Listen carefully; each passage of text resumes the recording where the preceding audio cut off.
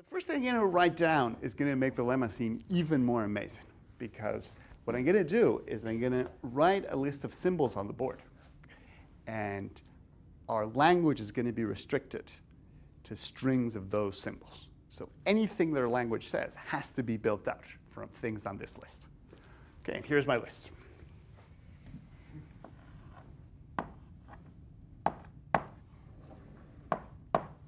So let me go through the list and tell you what each of these things is. So the first thing is that each of these things is a symbol. So each of these things is going to be a component of our language, which is going to say something about the world of arithmetic. So that guy is a name for the number 0.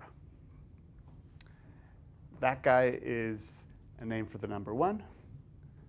That guy is a name for the operation of addition, multiplication, exponentiation, a name for the identity relation. That doesn't name anything. It's just left parenthesis, right parenthesis. That expresses negation, conjunction, and these are quantifiers. And I'm going to explain these in greater detail. So I don't think I even need to write what these mean because they're so familiar, but I'm going to write down what these are. What the lemma says is that using just these symbols with those meanings, you can express a formula that captures the halting function or the busy beaver function. So let's start by getting some practice in the language. And I'll slowly explain what the guys on the right-hand side mean. First observation. Using just those symbols, you can build a name for every natural number. So the name for 0 is there, for 1, a name for 2, a name for 3, a name for 4, and so forth. So I'm just going to abbreviate those in the usual way. OK, so far so good. The next thing to note is that one can express simple identities. So one can say things like 2 plus 2 equals 4, 7 plus 3 equals 3 plus 7, 2 to the 2 equals 4, and so forth. OK, but in order for things to get interesting, we need to start bringing in those. Yes? How do you make negative numbers? No negative numbers, at least no negative numbers expressed directly. That's part of what's so amazing. I believe this really is baby arithmetic.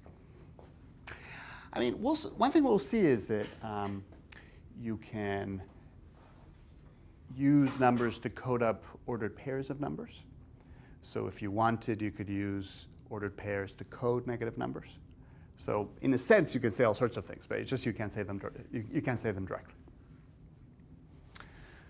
OK, so the negation symbol is the easiest of our weird symbols. So we can use that to say things like 2 plus 2 is not 4.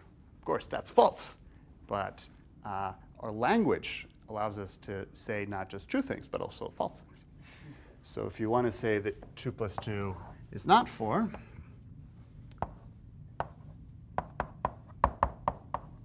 then you just put a little negation symbol there. And conjunction is similarly simple. If you want to say that 2 plus 2 equals 4 and 4 equals 2 plus 2, then you can just say it like that.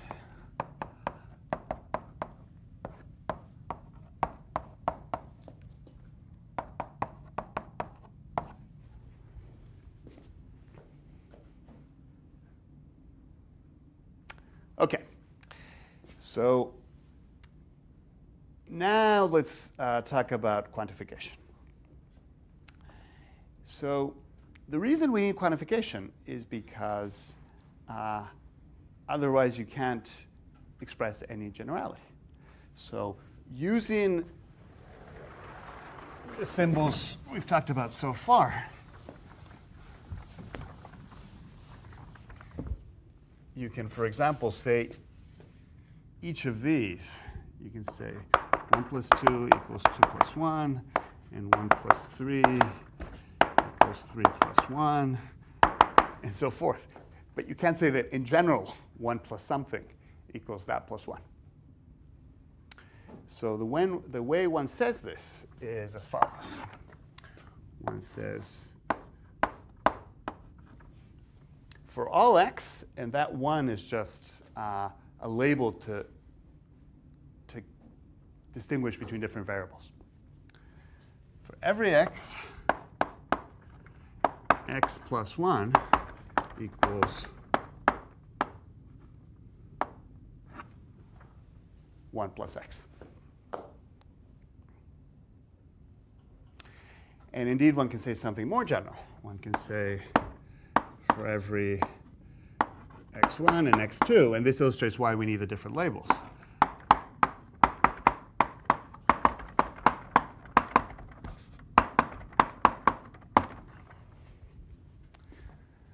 So addition is commutative.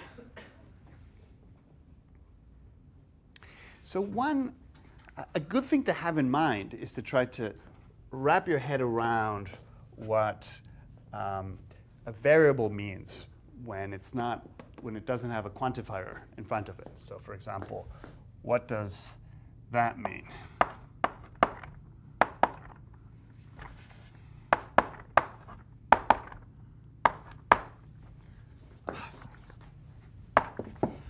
So x plus 3 equals 17.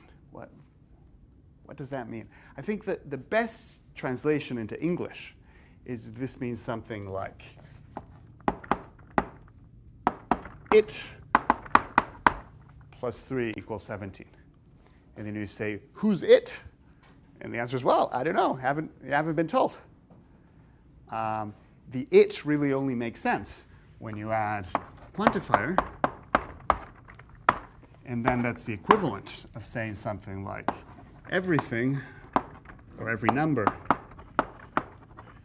is such that it plus 3 is 17. Of course, in this case, it's something false.